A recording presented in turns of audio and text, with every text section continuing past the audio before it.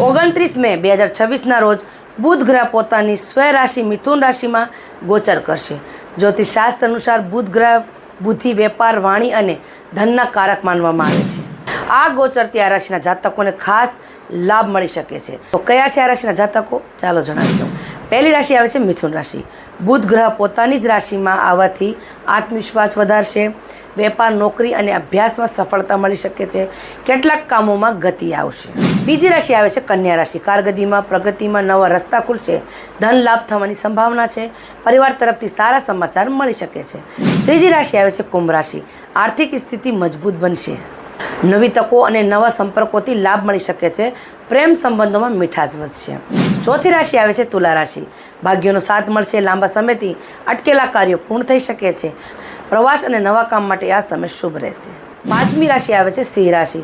સમાજમાં માન સન્માન વધશે। વેપારમાં આવકમાં વધારો થવાની શક્યતા છે અને તમારા મિત્રોનો સહયોગ તમને મળશે। બુધ ગ્રહને મજબૂત બનાવવા માટે ઉપાય: તુવારે લીલા કપડાં પહેરો, ગાયને લીલું ઘાસ ખવડાવો, ઓમ બુધાય નમઃ મંત્રનો જાપ કરો, ગરીબ લોકોને લીલા કલરની વસ્તુઓ દાન કરો। તો 29 મે આ 5 રાશિના જાતકોને મળશે લાભ। તો આ વિડીયોને વધુમાં વધુ શેર જરૂર કરી દેજો। અને અંતમાં જય માતાજી લખવાનું ભૂલતા નહીં। અને આમાંથી તમારી કોઈ પણ રાશિ હોય તો મને કમેન્ટમાં જણાવજો। અને આ રાશિના જાતકોને વિડીયો શેર જરૂર કરી દેજો।